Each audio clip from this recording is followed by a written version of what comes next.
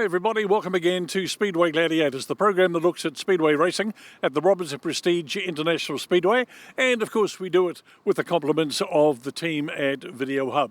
Well, it's a double banger this weekend. We've got representatives in most classes. The historics are here, stock cars are here, mini stocks, mini sprints even, and of course the Motorsport midgets and the streeties even make an appearance over this weekend. Coming up in the program tonight, we catch up with Josh Mulcahy. He has had a lot of tie-in with Speedway, and his father and also grandfather have had quite a bit to do with Speedway. We get his history. He drives a Spank. Then we catch up with Nic Davey in the 68p Midget. His family have had even a bigger tie-in with Speedway over the last 20, 30 years. Then we catch up with the Fireys. We catch up with Grant Marshall. He's the fire chief, and he'll be talking about the training that the Fireys do in the case, let's cross the fingers, that they're never needed. We'll also look at the highlights of the Stock Car King of the Arena from last year, and also the Motorsport Midget Champs from last year as well. 68p in the midgets is Nick Davies. The family have had a tremendous tie-in with Speedway over the years. Believe it or not, even his mum has been involved with a different sort of horsepower. We caught up with him at the track, Nic Davey. A man that's been around Speedway for quite a long time. In fact, the family have been around a long time, and that's Nic Davey. Nick, let's go back a little bit in history. Started off in mini stocks. Yeah, started off in a mini stock in 2007 and did the youth class there for 5 years until I eventually moved up to standard stock. Where did the standard stock come from? That was a brand new Rees. Pete built that before they were doing the Spanks and stuff, so it still had a body and not a panel kit. Yep. And Brian Hartley did the engine. Now, the time came when you went into a super stock. I know you're in the Mustangs, so how long was it before you went into a super stock? Or was it just for the team's champs? I did one season in the super stock, learnt that I really liked it, loved the change, and then the second season we did got selected for the Motorsport Mustangs, which is awesome. But one thing that, you know, unless you've done a team's race, is actually feeling the hits. That's a lot harder than what a lot of people think it is. I got a pretty good one from Randy T from making a mistake in turn one, but yeah, really cool, really enjoyed it. Super stocks are good for moving people out of the way as well. They've got the grunt to do it. Got the grunt and the bumper too to do it. Yeah. So you had an injury at that time, didn't you? You did something. Did you do something to your shoulder or? Yeah, it hurt my back pretty badly. I compressed a couple of vertebrae and had a bit of a brain bleed. So that slowed me up for a little while. Yep. And that sort of lost a little bit of interest in after getting hurt that much, and mum and dad weren't so keen on me doing it, but nevertheless still really enjoyed the opportunity. The midget came along. How did that happen? So I think I used to work for Chris and Rachel Baggery when I was at school, when they had an agricultural contracting business, and that's when I originally met them. And throughout the years we sort of hadn't been in touch until I saw them at Speedway again, and my brother-in-law Jamie Larson came up to me and said, I should go have a yarn to them and see what the midget's all about, and we just got talking, and then the following season an opportunity came up and they said, would you like to pedal the car for a couple of seasons, and we'll see where we go from there. So what was that like? That's awesome, yeah. So they're really, really quick. Like they just feel stupidly fast. From a contact class to an open wheel class, the biggest thing you're worried about is touching other cars, and the distance you close up on other cars just happens a lot quicker.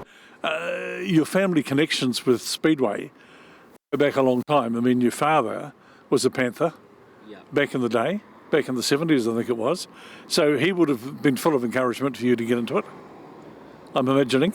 Yeah, into the Speedway or the midget? Well, into stock cars. Oh yeah, definitely. Yeah, I came from motocross into Speedway. It was deemed to be a lot safer, so many guys did. I'm going to tell a lot of people won't know this, but your mum was the first lady jockey in the Melbourne Cup. Yeah. And her name was Marie Linden.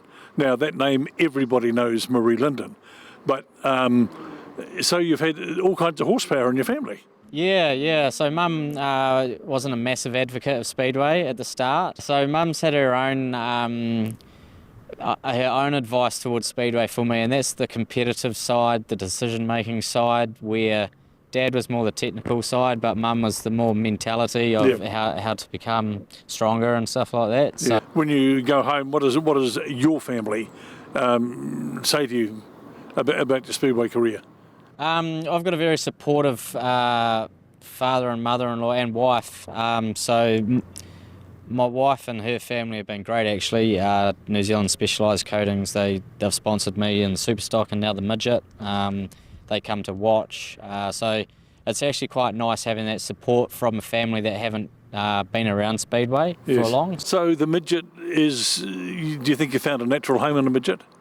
Yeah, I think so. It tends to suit my driving style, throwing a vehicle into a corner rather than driving it in. I think the Midget is probably where I'm most comfortable and happy where I want to be at the moment. I'd love to do some more local racing, but we've got a pretty good car and a pretty good package, so we just need to continue to grow on that. You won't be racing this weekend, but no doubt you'll be probably looking very closely at how the Midgets go. Yeah, I watched the last time that they were here in Palmy a couple of weeks ago, so I'll be definitely coming to watch again. It's really good to watch our local guys go with some of the Auckland guys. All right, Nick, look, lovely to catch up with you, mate. Thank you for taking some time out to talk to us on the Speedway Gladiator show. All the very, very best for next year. The engine will come back miraculously from a series of bits into one whole. Nic Davey, he started off in youth mini stocks, went to stock cars, went to super stocks, and now in the midgets. This weekend, it's the turn of the Manawatu Midget Champs. Let's go back and look at some of the action from the midgets last year. We go green. Mosen gets the jump. He set the pace. He's got the jump over Baker. And Mitch Fabish slots in behind in third. Looks like Jordan McDonnell. He's charged through, is he, to the fourth spot there. So the 34A car, he's wound up. But it's Mosen out in front from Ryan Baker. 1NZ leads the 15A, the 3NZ of Mitch Fabish. 34 Jordan McDonnell. Carlos Stone putting a bit of pressure back on Campbell Stewart. Stewart got the pass done last lap round. They're bunched in the mid-pack. Meanwhile, Brad Mosen clocking 16 flats all the way around the last couple of laps. Ryan Baker. Whoa. Oh, we got one round. That's Jordan Russ gets collected by, and we got a big one up and over. Two over, in fact. Here we go, mid-corner. Ryan Baker tries to stick with him. Jordan McDonnell down the outside of Fabish gets the move done. In fact, is he going to slide her up the inside of Baker? Not quite. So he picks up one. We got another one in the wall. No, keeps going. That was Carlos Stone. Brad Mosen holds on to the lead ahead of Ryan Baker. Jordan McDonnell now grabs the third spot off Mitch Fabish. Fabish comes for the slider back to the inside on the 34. Can't quite get the drive out of the corner. Campbell Stewart, the 21 back there in fifth. Campbell Stewart holds on to that fifth spot. Here comes Peter Honeybell though. The 9M is BSL teammate sliding up the inside. Oh, and one in the wall. That's Ben Morrison. Manages to keep it going. Just got a wee bit too wide, and one around the wrong way is Brad McDonald. Once again, Mosen and Baker off the front road. Hammered down. Oh, Baker had a much better start this time. Mosen's covered him on the bottom. We got one up, two up, three up. There's a few up. Wow. Hayden Williams involved in that. Campbell Stewart really trying to get his exit on 4 sorted. 10 down, 15 to go. Brad Mosen hauling away out in front. Ryan Baker in second. Then we go back to a tussle between Jordan McDonnell, who's dropped to the bottom, and Campbell Stewart, he's gone high. Mitch Fabish holding on to the 5th spot over Jaden Worthington. 1NZ leads it from Ryan Baker in the 15A. The 34, Jordan McDonnell, although here comes Campbell Stewart. He's got a much better run out of 4. Jordan McDonnell just absolutely slams the door on him into 1. Pressure's coming on Mosen here. Ryan Baker to the high line. The battle is back on for the lead. And I think Ryan Baker's about to launch. Gets the run around the outside and he picks up Mosen. They make contact and Mosen has gone round. Mosen's hit the wall and McDonnell's up and in the wall. Oh, he's on the pit gate. Oh, he's collected current on the way through.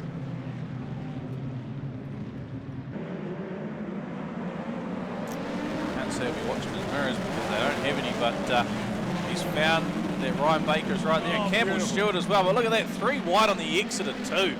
Straight through the middle. He just sliced them and diced them. Ran wide. Baker had the slider. Mosing through the middle. But Campbell Stewart's there for an attack as well. The 21 car gets through to second. Oh, another one, Ryan. One up and over again, and that's Mike Willens. Mosen on the throttle. Gets the start. Gets a much better jump this time over Ryan Baker. Campbell Stewart still in the 3rd spot. Jaden Worthington in behind. Here comes Travis Buckley. Fabish is on the high line. Mosen though. Looks like he's just settled in the 1NZ car. 5 to run in the Manawatu title. Track's obviously a lot different to last night's 30 lapper. But Mosen, he's set up high and he's good to go. Campbell Stewart trying to reel in Ryan Baker for the 2nd spot. The tussle here for the 4th spot. Mitch Fabish is up high, trying to get by Worthington. He's got Buckley down low. Dewar's joining in on the act as well. The 41 is there, 3 wide out of 2. Great tussle as well for 2nd. Campbell Stewart looks to the inside, to the high line, and Campbell Stewart gets outside the high line around the outside of Ryan Baker for 2nd. It'll be white flag this time around. Brad Mosen about to collect a much anticipated checker. He won't bat off though. Keeps the hammer down. Brad Mosen, 1NZ, will go for the hat trick of Manawatu titles. Campbell Stewart home in 2nd. Ryan Baker the 15A. Then we go back to Mitch Fabish in 4th. Travis Buckley grabs the 5th spot ahead of Jaden Worthington. Grant Marshall is the fire chief. We must have the fireys when we race here at the Robertson Prestige International Speedway. A group of men and women who are there in the event of fire. That's their main role. We caught up with Grant when he came down to the track to talk about what the fireys do and why they're here. A few people we can't run a Speedway meeting without. One of them is Zambos, one of them are, I guess, Speedway New Zealand referees, but also one of the most important groups of people are the fire guys and ladies, I suppose we should say. Well, Grant Marshall is the man that looks after that side of it. Grant, we certainly appreciate the fact that we can't race without you guys. Now, it's the Ashurst guys primarily that come out, isn't it? Yeah, that's correct. Yeah, so we're all volunteers based out of Ashurst Fire Station. So you've got a group of guys there. Are they always the same people that come each week? No, there's a few of us that we're the Speedway lovers, so we do a few more than everyone else, but then we rotate the rest of the brigade through as well. So they do a couple, and there's about 3 of us that do the lion's share. Okay. So there's always a certain minimum number every week? Yeah, we always run a minimum of 3 for normal meetings and 4 for demo derbies. Okay, so I was thinking some of the bigger meetings like New Zealand titles, does that mean more or? Yep, anything, the larger ones, so the teams champs in the New Zealand titles will always run 4, so we'll have 2 in each buggy. So any special fire risks that are more likely in Speedway than other places? Some of the fuel types, obviously with the methanol burns clear, so you can't see the flames. So we know what to look out for that sort of stuff. So we always keep an eye on that. And then obviously just where the fuel shutoffs are, all depend from car to car. So being able to shut them off if we need to is something that we always look into as well. Now I see in the back of the trucks all sorts of fire extinguishers, quite a number. Are they different extinguishers for different things? Yeah, so we'll have CO2, dry powder and foam. So we'll predominantly use the CO2 first, and then we'll use the foam for anything other, especially like with a demo derby with the bonnets being bolted down, you can't obviously quite often get to the fire. So with foam or dry powder, we can just put the nozzle through a hole and just kind of fill the void. We try not to use the dry powder on the likes of the sprint cars because they don't like it on the motors, so we avoid that, whereas the CO2 is probably the most useful one that we use. I mean, the guys, you've got to make a decision very, very quick. And I suppose the guys are trained enough to say, right, here's the fire, here's what I need, here's how I'm going to attack it. Yeah, so we always do come into the track before the start of the meeting and do a bit of a familiarisation. So anyone that's new to the brigade, we take them through how to extract drivers out of the car, how to get the Hans clips undone, get them out, take the steering wheels off. And then obviously with the fires, I mean, people will see it quite often. There'll be an exhaust fire.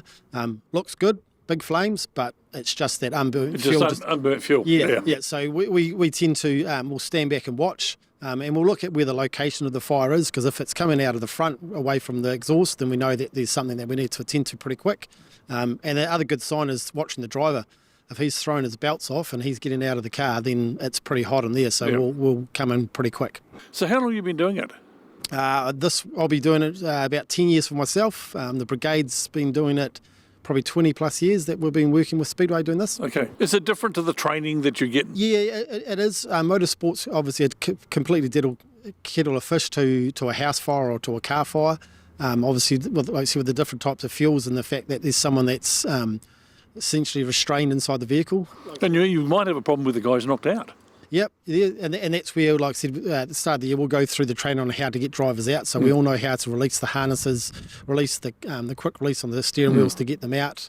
We've got full fire protection on, so we can put our head into that environment and know that we're safe and be able to get the driver out. So I suppose a successful night to you is a night where you haven't had to reach for anything, any extinguishers. Yeah, that's always a good night when you can walk away. There hasn't been an incident. Obviously, we like to see great racing, and with that comes contact, and you want to see a bit of that. But if we can do it where we can obviously have to hop out of the buggy, check them, they're fine, don't have to pull the pin out of the extinguisher, then that's a good night. So the main night that you can absolutely almost guarantee action for you guys would be a derby. Yeah. Almost guarantee it. Yeah, they're pretty much our busiest nights when it comes to fires. Yeah. The Peterboroughs, we had a couple of good ones where again we had to put the hose through the middle of the hole in the bonnet and just pretty much fill the void with CO2 until the fire was out. Well, Grant, we appreciate certainly the fire guys and ladies that are there. We can't race without you guys, and we hope you have a night where you just sit and watch the racing and don't do anything. That would be a night of success, wouldn't it? Great racing, good night, yeah, totally. Well, you don't have to do anything and nothing happens, that's good. Yeah. Well, there he is. He's the man in charge of the fireys, as we call them, and Grant Marshall, he's really from the Ashurst Brigade. They're all volunteers, but we can't race without the guys and ladies. The man who, again, his family has had a lot of involvement with the Robertson Prestige International Speedway. He's piloting a Rees car. He's had it for 2 years now. And his name is Josh Mulcahy. Well, it's another big weekend this weekend. It is the King of the Arena. It's always going to be a big one for stock cars. Well, we decided to catch up with the man who's behind the 48P, Josh Mulcahy. Josh, the car's here. It's a Rees car, obviously, looking at it. How long have you had it? So it's been 2 years, exactly 2 years almost since we've had it, built it new in 2023. Let's go back to when you started. Dad, of course, was involved, and I think you were saying that Dad started racing when you were about 3 or 4 or something. Yeah, no, definitely. Yeah, it was just cool watching Dad and all the other legends around Palmy at the time racing, and yeah, it was just cool and good thing to do on a Saturday night. Go hang out. I had a good mate used to go down with me. So at what stage did you decide I've got to get into this? Yeah, I was probably about 10 or 11 when I was like, oh, Dad, I'm getting pretty keen, getting close to the, mini stocks was cool to get into, and then obviously building into the stock car class. Okay, so you started off in the mini stock. Where did the mini stock come from? So that was actually Luke Myers' mini stock. Oh, right. We brought that in 2016. It's had a bit of history, that car. I'm not sure who owned it previously, but I think the car's actually older than I am. Yeah. So how did you find the mini stock? I was pretty nervous. Yeah, I don't think I actually finished my first mini stock race. I'm pretty sure I got passed by everyone, all the front runners, and then spun myself out. And I was sitting on the infield. I was like, I don't know if I like this or not, but clearly I must have. What are your highlights of the mini stock racing? I didn't really have a lot of results mini stock wise, but I don't know, just racing with my mates every weekend, and I've made a lot of good friends all around the country from mini stocks. I know I catch up with every time I go somewhere. It's a special part of what the sport's all about. So you're into the mini stocks, you aged out, I would assume, and then you decided at some point that stock cars was the way for you to go. Now, was that your decision? What did your dad say? Well, he sort of floated the idea around me. He actually asked me a question. He's like, if you were getting a stock car, would you want a tank or a space frame? And I said spank. Yeah, he floated that idea around when I was sort of nearing the age of aging out. And then, when I finished mini stocks, a couple weeks after I was done, he's like, oh, you're going out to Pete's place to get a seat fitting in. You got this beast. It goes really well. And obviously it didn't take you too long to get used to it and the way it handled. I think it's definitely a credit to the mini stock class. You know, learning your racecraft in your mini stock and learning how to pass people without touching them. It shows when you see all these mini stock competitors going through the stock cars, and all the older guys have gone through mini stock. So the stock car, you went out first night because you're going from a contact class or non-contact to a contact class. So it was like starting over again in a way, isn't it? Definitely, yeah. I didn't actually race this car first. I raced the Palmerston North track car on the 50th anniversary of Tanks meeting, and I definitely got a good welcome to stock cars. Yes, of course. Ended up on my lid in the third race. But you quickly realised that you've got a bumper on both ends for certain reasons. Yeah, I was a bit sort of nervous to hit people, and still trying to learn how to drive it to start off with. But then, so once you get in the swing of it, you're like, we've got bumpers for a reason. What these beasties are all about, you've got racing on its own, but there's that other monster called teams racing. Yeah. Now, how many years were you in this before you decided to put your hand up for teams? So I debuted teams at the very end of last season, so I'd been in the car for a season and a quarter before put my hand up for teams. Well, at the time I was racing for Gisborne, and they approached me and said they need someone for Peter Barry's, and if I'm keen, there's a spot there. So I was like, oh well, you've got to learn one day. Yes. Put my hand up for it, and had an absolute blast. So were you in the Colts? No, so I was in the Pumas. In the Pumas, okay. Peter Barry's this year, Okay, now you did what a lot of people did not expect, because it's been so long between drinks, isn't there? Yeah, definitely. So how was your weekend? What was your best teams race? And if you could have turned the clock back, what would you have done differently, if anything? Oh, definitely the final. The final was cool. Ended up full courtesy to the boys on the pole line, because that was insane. It made my job a lot easier. But ended up winning the final. So that was pretty cool. It was a pretty cool moment for the team and for everyone. But it was just a awesome team environment the whole weekend. Mate, it's been great to come out to the workshop and have a look. The car you do most of the work yourself, or have you got a crew that come around and get in the way? Oh, I suppose, I sort of keep up the general maintenance, like the nut and bolt check, the oil changes and stuff. Mate, appreciate your time. Thank you for letting us come out and have a bit of a chat. We wish you all the very best. She's a great beastie. She drives well. Josh Mulcahy, the man behind the 48P. How's he going to go this weekend? Well, we'll have to wait and find out. Let's go back to last season's Stock Car King of the Arena. Here's some of the action. Here we go. Utes departed. Greens. We've got Greens.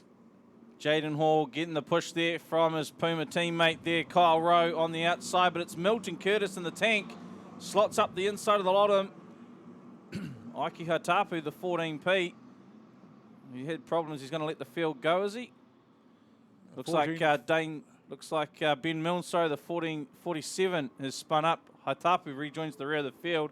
And Josh Walsh, the ex-New Zealand champion, he's pulled out in front. Taylor Lamp, 992 and behind. Then the 1NZ, the 135. Oh, Jaden Hall's got problems. So Taylor Lamp leads us. Here comes Kyle Rowe up the inside. He's going to move into second. The 1NZ. Lamp over Rowe, back to Walsh. You can throw a blanket over that top three as Wayne Verco's got a right rear flat. He's on the infield. Milton Curtis holding on to fourth. Coming through the field, William Humphreys, the 94 car from grid 30, is up into fifth spot. Wayne Verco on the grass as well. William Humphreys now looking to the inside of the 202. He moves into fourth. Grid 30 up into fourth. So from the back to fourth for William Humphreys. A solid drive there so far in Heat 1. Just heading across the start-finish line now is Kyle Rowe. 4 laps to go for the 1NZ, leading Heat 1, a king of the arena. One gets pushed up the wall, that's Milton Curtis. Courtesy there of Cameron Renwick in the 76 and Tim Parker in the 21, as they also push out Ben Milne out the way. 2 to go. Kyle Rowe just... where's Kyle Rowe? There he is. White flag. That's where the Kyle Rowe is, the 1NZ. Heading down the grandstand straight for the final time in Heat 1. Well, can Taylor Lamp take advantage of a bit of lap traffic here? He's getting pushed around. Lamp puts a bumper into a lap car. But Kyle Rowe, the 1NZ, he's going to start it in style. King Kyle with the win. Taylor Lamp home in second spot ahead of Josh Walsh. William Humphreys, look at that. Grid 30 up to 4th. We get the green.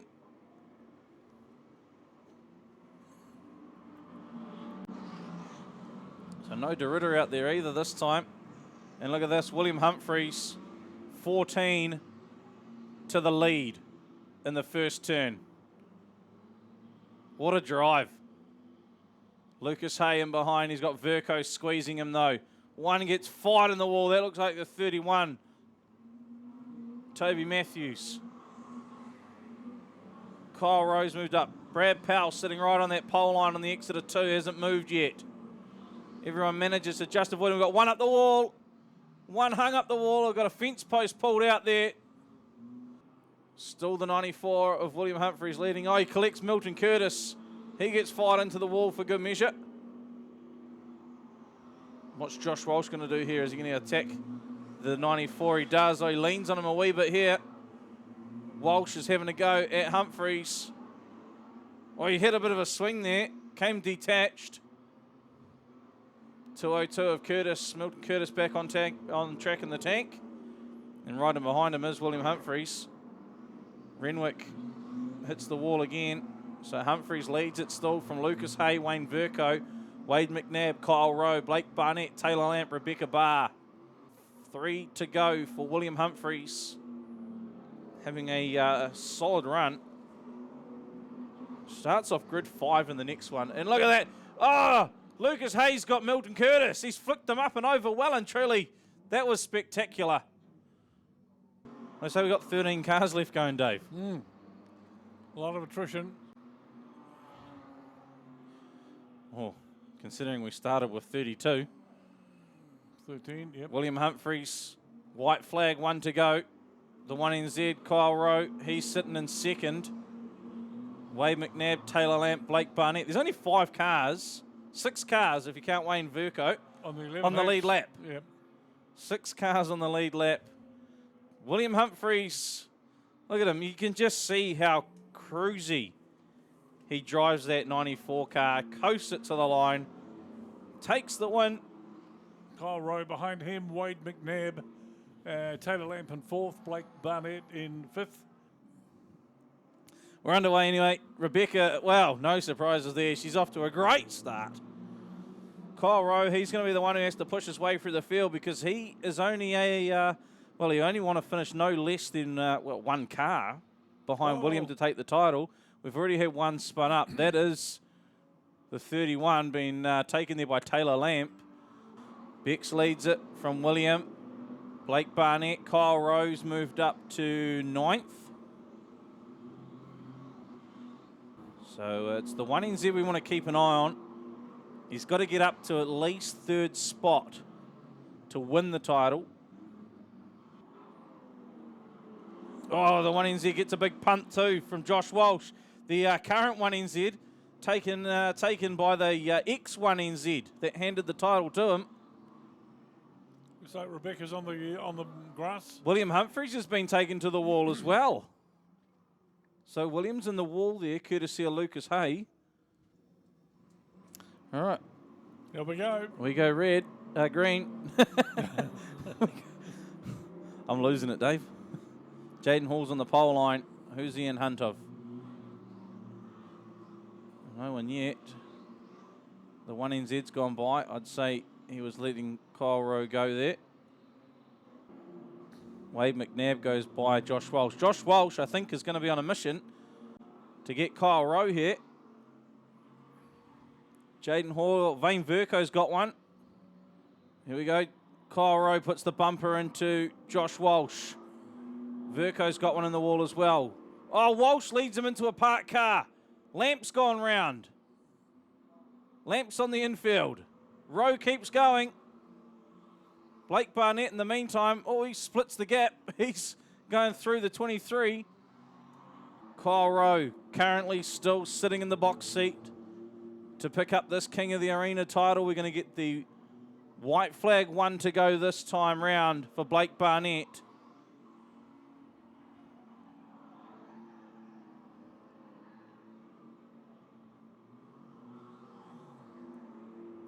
Rowe's down there in 5th.